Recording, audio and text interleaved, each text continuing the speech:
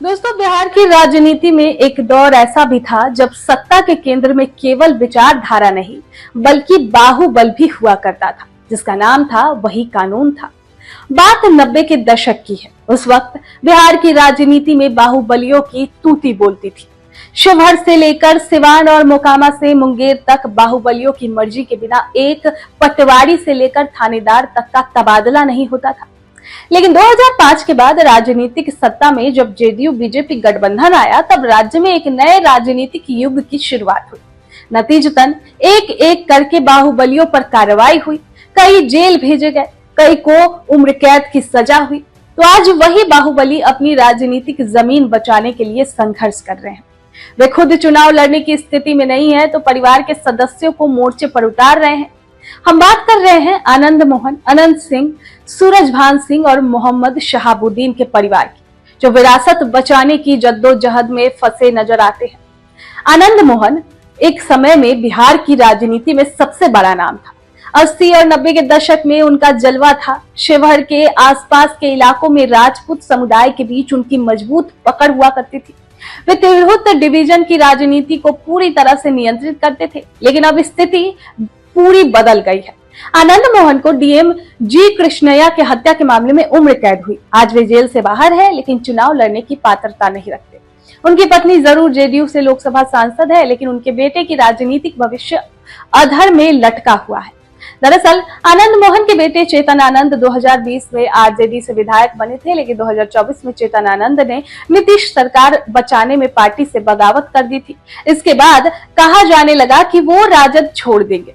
हालांकि उन्होंने राजद तो नहीं छोड़ा। इधर राजद ने अभी उन्हें टिकट देने का कोई संकेत नहीं दिया है। तो इस तरह से आनंद मोहन का परिवार राजनीति में होकर भी इस वक्त बिहार चुनाव को लेकर चर्चा में नहीं है। आनंद मोहन के लिए अब पहले की तरह अपने किसी करीबी को चुनाव लड़ाना आसान नहीं है। अगला नाम है अनंत सिंह। देखिए, अनंत सिंह भी बिहार की राजनीति में एक जाना माना नाम है। वे मोकामा क्षेत्र से बाहुबली है। उनका जेल से अंदर और बाहर जाने का सिलसिला चलता ही रहता है। कोर्ट से सजा होने के चलते वे पहले ही अपनी विधायकी गंवा चुके हैं। उनकी पत्नी नीलम देवी उनकी राजनीतिक विरासत को संभाल रही है। अब नीलम देवी राजद से विधायक है, लेकिन इस बार राजद उन्हें टिकट देगा या नहीं, ये पक्का नहीं है। दरअसल 2024 के लोकसभा चुनाव से ठीक पहले अनंत सिंह का दिल जेडीयू के लिए पसीज गया था। उन्होंने ललन सिंह को जीतने में अहम रोल अदा किया। इसके बाद नीलम देवी ने सियासी पैंतरा बदलते हुए जेडीयू के खेमे में खड़ी नजर आ रही है, लेकिन नीतीश कुमार उन्हें चुनाव में प्रत्याशी बनाएंगे कि नहीं, ये कंफर्म नहीं है।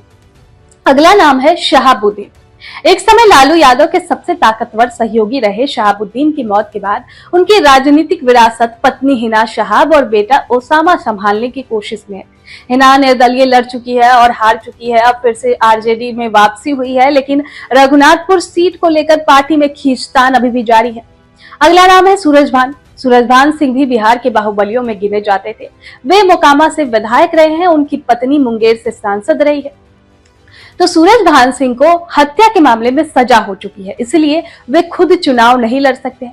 इसके अलावा मुंगेर बेल्ट में ललन सिंह और अनंत सिंह का दबदबा बढ़ने के साथ ही सूरजभान का राजनीतिक असर कम होता गया। सूरजभान का परिवार फिलहाल चिराग पासवान की पार्टी यानी लोक जनशक्ति पार्टी रामविलास में है, लेकिन एनडीए का हिस्सा जेडीयू और एलजेपी दोनों है। मुंगेर सीट से अनंत सिंह की पत्नी नीलम देवी विधायक है, लेकिन वे आरजेडी को छोड़कर जेडीयू में है। ऐसे में मोकामा सीट से एनडीए के टिकट पर सूरजभान की पत्नी वीणा देवी चुनाव लड़ेगी या फिर अनंत सिंह की पत्नी नीलम देवी, ये देखना होगा। तो इस तरह से दोनों ही बाहुबली परिवार का सियासी साख दांव पर लगी हुई है, लेकिन राजनीतिक दशा और दिशा तय नहीं है।